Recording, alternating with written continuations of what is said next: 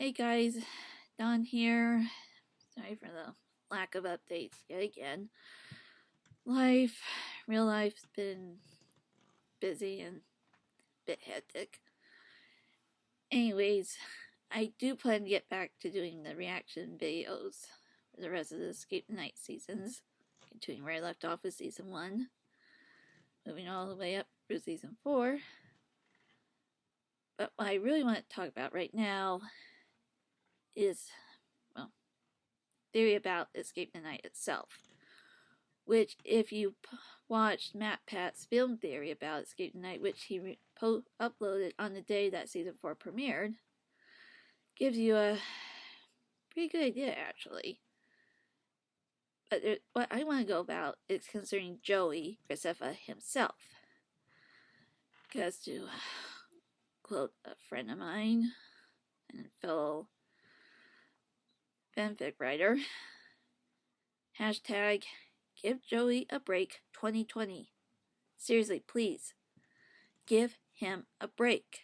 You know, you all love his way he is when he's not on Escape the Night, but when it comes to Escape the Night, give him a freaking break, okay?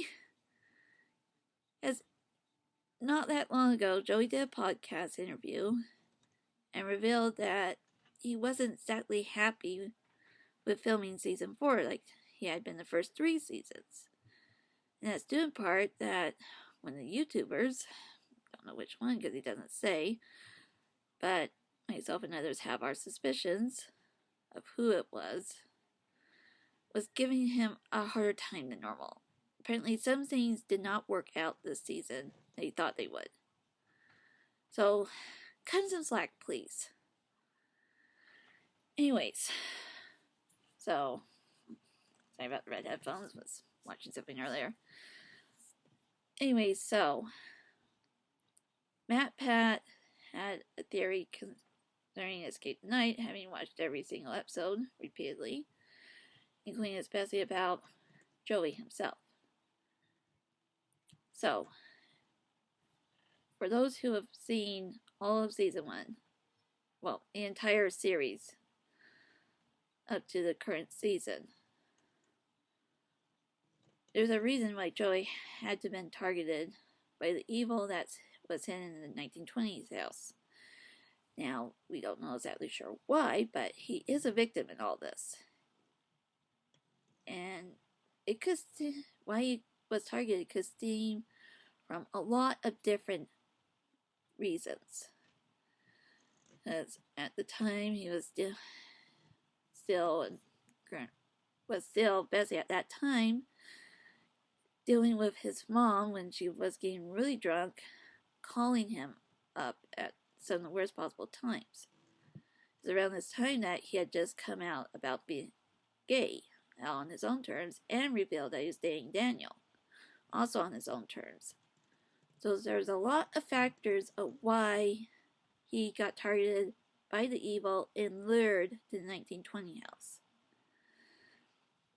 Now, and especially among friends of mine on Discord, and we're all Escape the Night fanfic writers, or ETM for short, some consider that maybe Joey should have sold the house after instead of living there. Now, that probably could have been a good idea, but that's where the what if scenario comes in. What if whoever bought the house was more easily corrupted by the evil there, allowing it to get enough strength to break free and wreak havoc on Europe itself? For the evil is a minion of the cursed god. And a lot of people were upset with Joey as of the decisions he made. But you gotta remember, during this first season, he had no idea what was inside that house. Even though he had been living there for weeks, being terrorized by a nightmare. He had no idea. He's a victim. He is being used. In this case, he was being used by the evil. By Arthur, who thought he could control the evil if he got rid of the other owners. and by extension, the Society Against Evil. Surprise. Anyway, so, and yes, we were all yelling at the screen in the final episode of Joey, do not take the deed. That is a mistake. But Joey did not want anyone else to fall victim to the evil, even though it had finally been banished. Hopefully forever. And he had no idea that the deed itself was tainted by darkness. Now, as many of us have been writing fanfics based on the series, some of us only for a couple of years, others longer, figured that once Joey, Ollie, and Ava left the estate, they were met by an agent for the Society Against Evil, and were taken somewhere to recover and find out exactly how long they were actually stuck in that house. Now, most of my experience with time travel comes from watching stuff like Back to the Future, Doctor Who. But there are others who agree with me on this, that when the car that allowed them to travel from 2016 to the 1920s, when that got destroyed, their connection to the present day as it was at that time was broken. And so while time slowed down for them to be this long night, the rest of the world moved at a more normal space, and so they find out that they were actually stuck in the 1920s for 3 whole months. Yeah. Goodbye summer, hello fall. And I also figured that the society convinced Joey to let them find a safe place to secure the deed. And we're probably keeping tabs on him, given what he'd been infected by the darkness that took a year to grow inside him. It was not overnight, it was not instantaneous, it took time. The way everything does in life. Trust me. And given that Joey's hair was more brown next time we see him at the beginning of season 2, that's another indicator of the gap of time between events. It's going into the Victoria era for season 2. The sorceress was clearly keeping tabs on Joey during the year between the events in the 1920s house to the start of season 2. And when she was certain the darkness had grown enough inside Joey, used her magic to bring him to that era. Lured him to the mansion, to the Victorian mansion, where the darkness forced its way out of him like a demon being exorcised. Yes, I just pulled a supernatural, but what do you expect from me? So, and the sorceress needed that darkness for her plan of taking over and potentially destroying the modern world. Because she had been told by 2 agents from the Society Against Evil that if she wanted to get back the gems and restore the crown, she needed to use souls from the future. Yeah, that was a mistake on the Society's part. Like, seriously, you had to tell her that? Yeah, so Joey's being a pawn in the seemingly never-ending war between the Society Against Evil and the cursed god along with his minions. And the sorceress is definitely one of them. Of course, the next time we see the sorceress is in season 4, because she was locked up in one of the exhibits at the Museum of the Dead. And that she got killed at the end of season 2, and she shows up there. Yeah. Fate and destiny really have it in for Joey. And Joey really did not want anyone to go through the hell that he went through in season 1. So he was all for getting them to the carriages that brought his friends there in the first place and getting the heck out of there rather to go through hell. A second time in Joey's case. But fortunately, the sorceress had no intention of letting them leave. So the characters will go bye-bye, and they're trapped. Now, to this day, I wish Joey had told that group what he had gone through, why he reacted the way he did when they became trapped. Really wish he had. Because, and other fans agree with me on this, that when the Society Against Evil got Joey and others out of the 1920 house, they also retrieved the bodies, made sure that the dead YouTubers' bodies went to their friends and families for proper burial, and created some sort of cover story to explain away what happened during those 3 months, rather than the truth. And we also, at this time, have to consider what Daniel was going through during the first season, within the context of the storyline. How was he feeling? What was he thinking when Joey went missing those 3 months? What did Daniel do? I think he was freaking out, probably tried to gain access to the 1920 house by getting stuff that were 1920s, meaning he had a bicycle for the 1920s, but couldn't because it had been broken. And he would have been overjoyed to see Joey alive. But I don't think Joey told Daniel the truth of what happened during those 3 months of hell. Probably to protect him, and Daniel had known. Maybe things would have ended differently. But, yeah, so essentially, Joey and others are trapped in the Victorian era.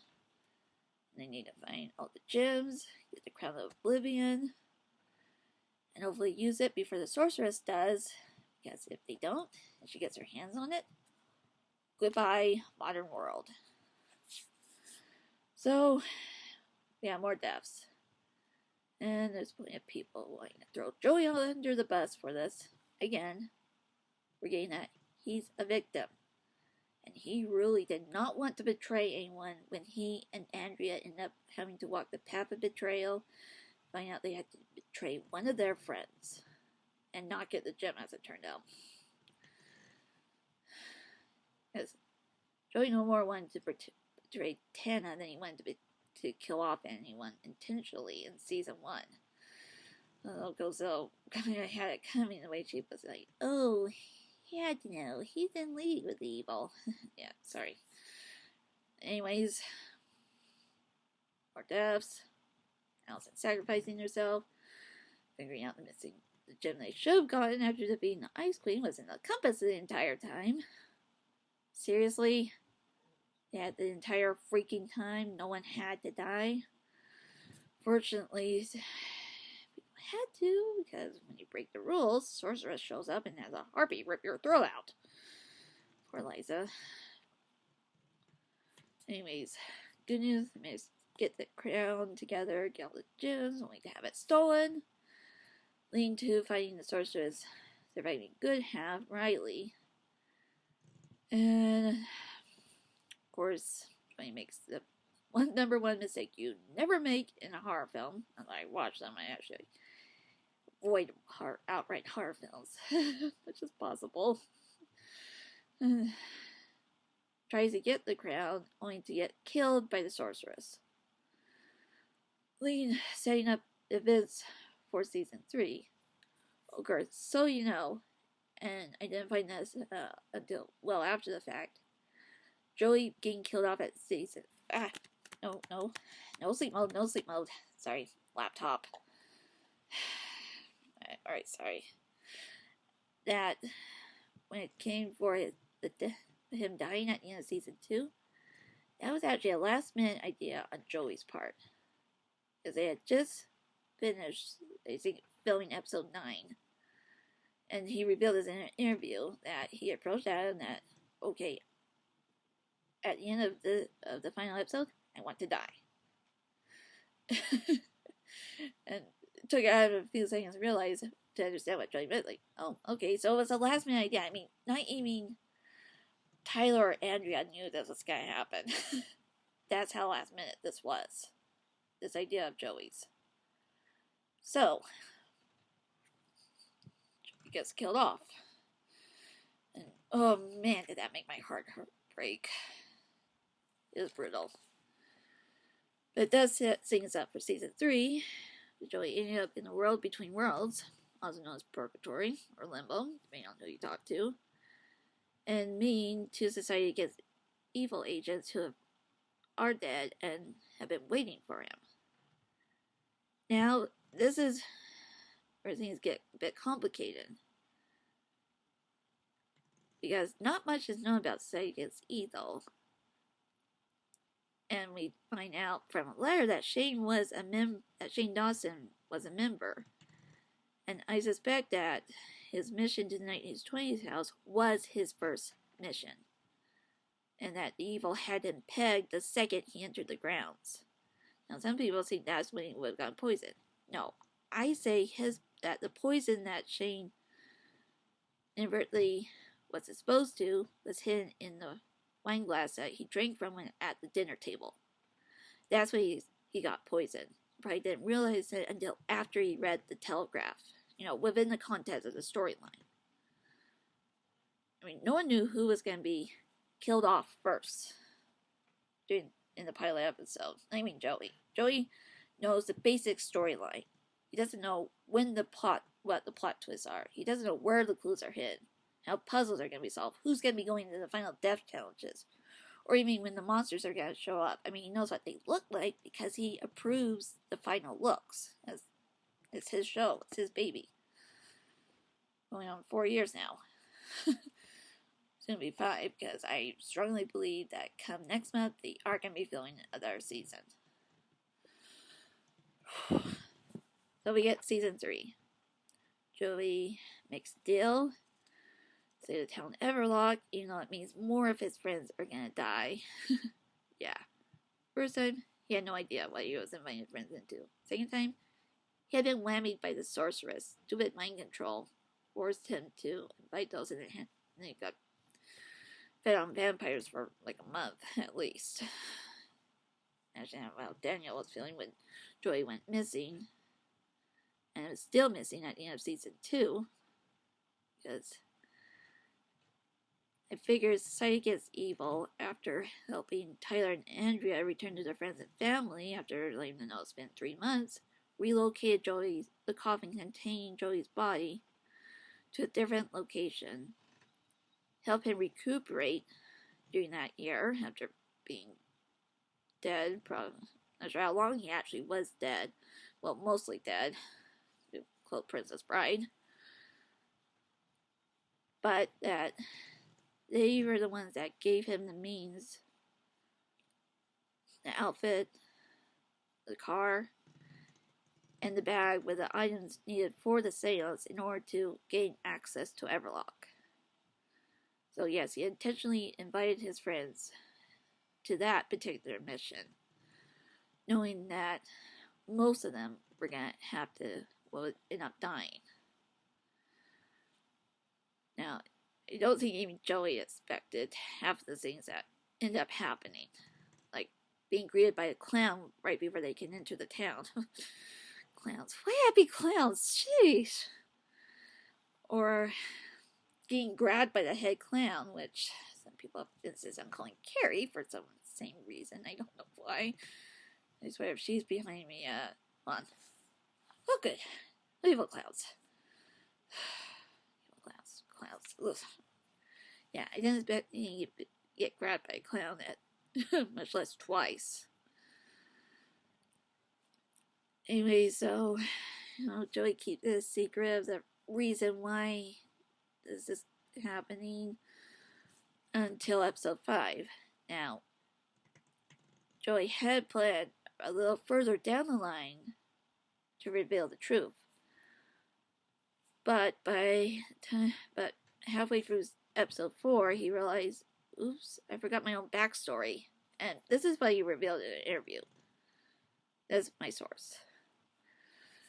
So, he changed it to be for episode 5, where, unfortunately, we lose MatPat to Strongman. Ugh. But he tells the truth, at least about Everlock. The reason why they're in Everlock. And that if he dies, the town dies with him. Everyone's screwed. Now, you gotta remember that he asked Colleen to create drama for this season, for that season, which she did, coming for his wig more than once, and he was loving every second of it. You know, on the outside, he's like, stop it, stop being Gozelle. Yeah. And then a lot of people got angry when it came to the vote for episode 5. And this is something that Colleen reveals when being interviewed for season 4, the All-Star season, that the vote cannot be super one-sided and cannot be totally for a single person, in this case, Joey. Now, this lead has been leading to screams of plot armor from fans. Yeah, guys, I get it. But think about it. Joey dies, we're screwed, and the series is over. The world's all comes to an end, pretty much. So, that's why they had to even out the votes for that particular episode of season 3. Resulting in Manny and MatPat going up against each other in the final death challenge. And I was really hoping we would have both survive like the way Ollie and Tim did in season 1, but nope. We lose MatPat. And what happens to Colleen in episode 6? Oh boy, yeah, that was nerve-wracking, and yeah, it hurt. But Joey had no idea that he'd be able to revive someone in season 4 until they found that note with the harp of Lazarus. And he almost immediately knew who he wanted back to bring back with that harp. And that was MatPat. And given that they filmed for 5 nights and 2 episodes each night, Matt's still around from the end of episode 5. So, being able, well, yeah. So when it came time to film episode 7, he'd be ready to go because he hadn't even left Everlock, the location yet. So he was able to be. They didn't have to call him up and say, "Oh, Matt, you need to get back to Paramount Ranch," because that's where they were filming for season 3. So, revive MatPat, deal with the Funhouse, and one of the top 10 worst plot twists ever, Savia gets killed just because Nikita, who she voted for, wins the final death challenge. And oh my gosh, that was horrible. Worst plot twist. Oof. No one expected Willie to show up in the lounge. And I think whatever protection they had there got destroyed when Mortimer tried to use the artifact before it had been cleansed, leaving him to be missing till the start of episode 8 with the witches, and we lose our precious cinnamon roll, Row.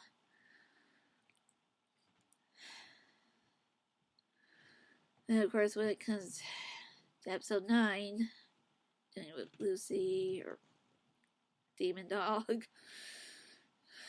and it came to what would be the last vote of the night, that's when I realized something that I have somehow overlooked since I started watching the series.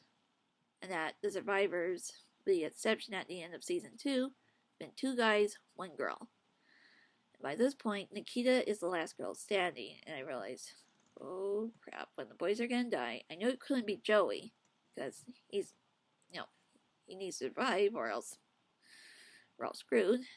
And I knew it could not be Matt because we just barely No. Ugh. Stupid laptop. Okay, I gotta keep the mouse wiggling so that doesn't happen. Yeah, and we couldn't lose MatPat because we had just gotten him back a few episodes prior. And as soon as I saw Nikki and Manny handcuffed, I'm like, yeah, it's gonna be the 2 of them. So when they went to the final death challenge, I'm like, oh boy, we're gonna lose Manny. That's for sure. And unfortunately, I was right. But Oh my gosh, poor Nikita being the one having to choose between either herself or her best friend. Ugh. Yeah, shot to the heart.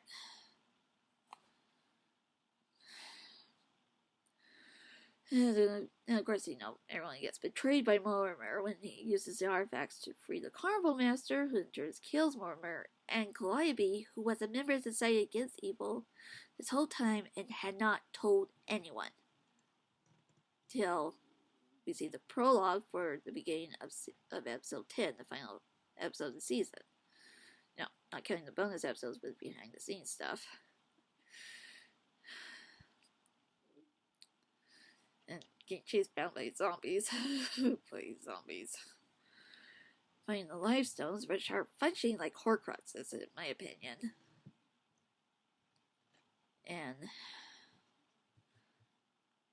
being able to use those and the harp, Lazarus to revive Gel and Ryu, the two society members that got Joey into this, convinced Joey to make the deal in the first place, and seeing them kill the Carnival Master. Whew.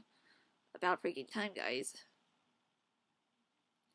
And then we find out that this crystal that's been in the middle of this Carnival Master's chest this whole time is the reason why Joey made the deal. It wasn't just to come back to life, but to get what's known as the life crystal and use it to bring back his fallen friends.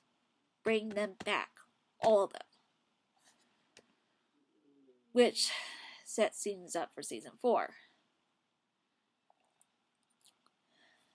And, well, if you haven't seen season 4, stop watching this and go watch it right now. Because I'm going to be doing some serious spoilers here.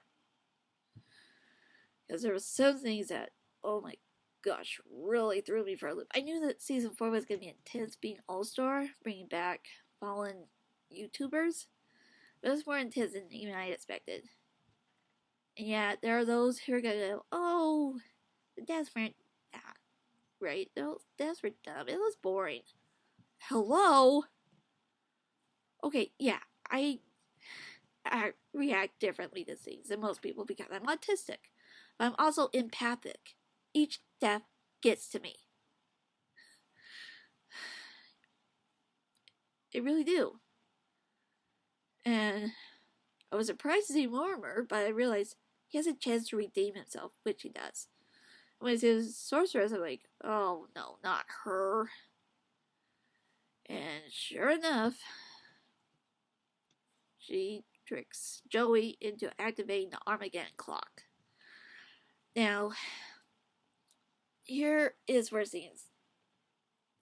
Now, I'm not going to go over the entire season, but I want to clarify something that happened in the second episode that had a lot of people assuming what was going to happen to those who died in the final death challenges. And that's because of a goof that Gabby made. Now, after Joey got tricked into activating the Armageddon clock, which turns out to be the security system for the museum, and that the sorceress only revealed after it got activated. Of course, she's using them as she wants, using everyone's so she can get back her magic and take over the museum. Good luck with that. Collector is not that easy to defeat, as it turns out. Something I long suspected. A note is found after the clock gets activated that if they're not out of there before 6 a.m., they're all gonna be Thanos snapped, dusted, and go straight to hell. Now, after regrouping and rescuing those who got captured by the guards and locking out the guards themselves, and the sorceress killed one of them, she's evil, I expect. Anyways, they find a note on the back of the portrait for the collector explaining what they're going to have to do about finding the jewel, what they need to do to get the jewel keys, and that those who would die in the final death challenge that they would suffer, he would die, and there'd be no return this time around. After Justine dies gets killed in the final death challenge, Gabby assumed that she's going to hell. No, Gabby was wrong. Dang it, Gabby, you were wrong. You only go to hell if you fail to get out of the museum before 6 a.m. Now, this is where it goes into a theory that I came up with, and others have actually started agreeing with, at least to an extent, that those who died in the final death challenge, they're not going to hell. They're going somewhere else. For many, that's heaven, which, I'm all for that. But I think they're actually going to something that Liza finds at the beginning of season 4. And now there are those who think, oh, the collector's collecting everyone to protect them. No. If you go back to the beginning of season 4, in the first episode, when Liza gets free of the display case she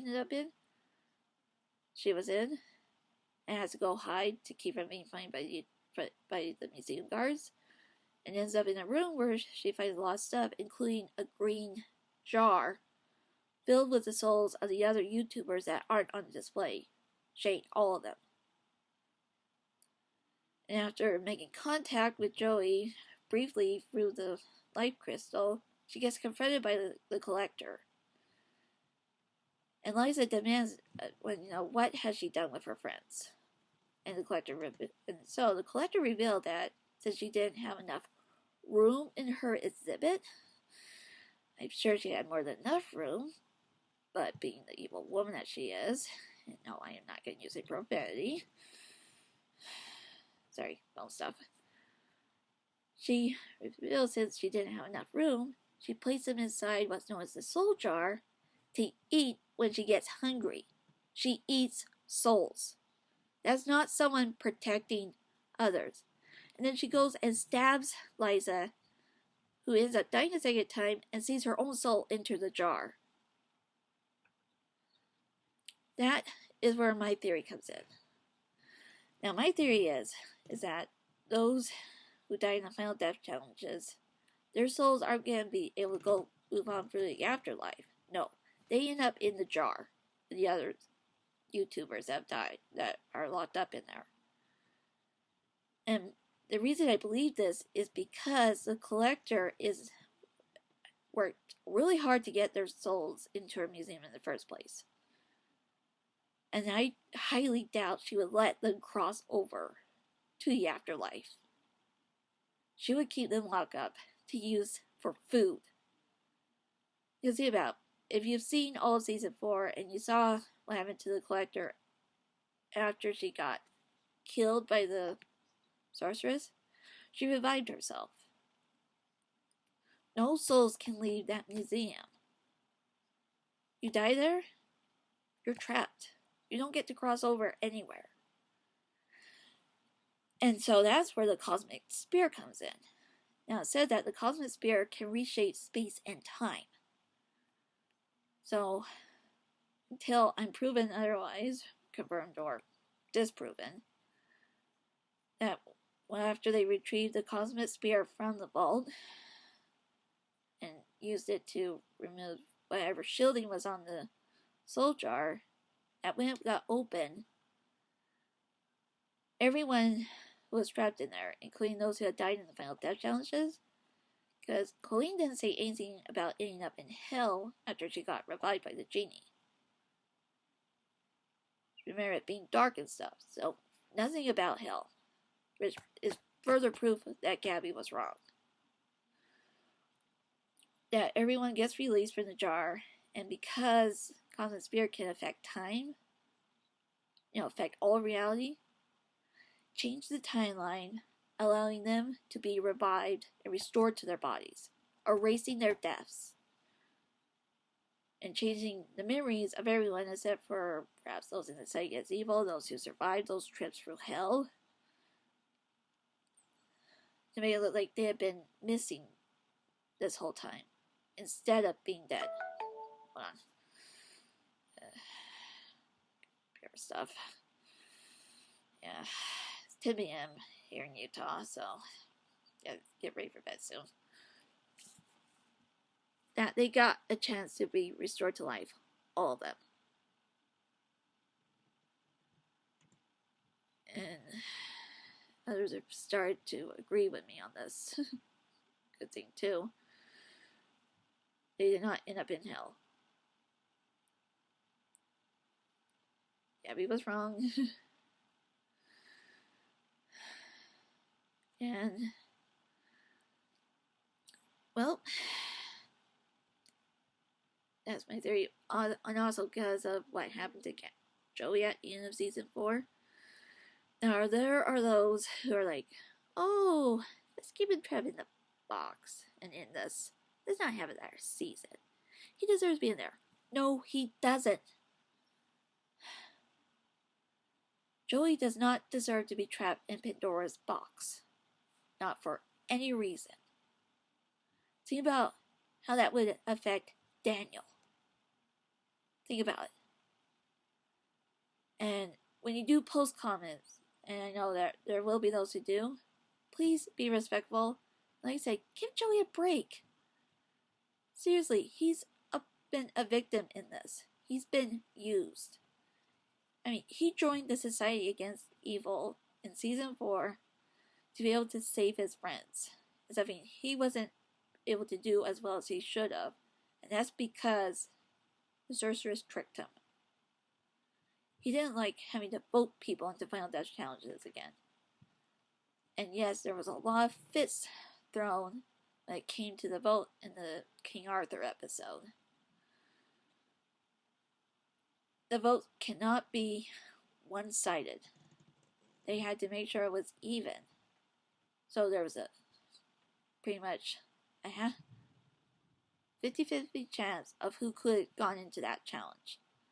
And it happened to be Gabby and Tana. Too many people were voting for Joey. That's why that vote was changed. That's why it was evened out that way. Because you cannot have it that one-sided. Scream plot armor all you want, but that's how it goes. Joey is the creator of the show. And I hope he can get rescued from that box. And if that means that Daniel himself has to go through hell to save his boyfriend, to save his true love, that is probably what will happen. So, sorry for getting emotional, but like I said, I react differently to these situations. Anyways, happy Valentine's Day for those that it's still Valentine's Day for. And I will see you all later in the next video. Bye for now.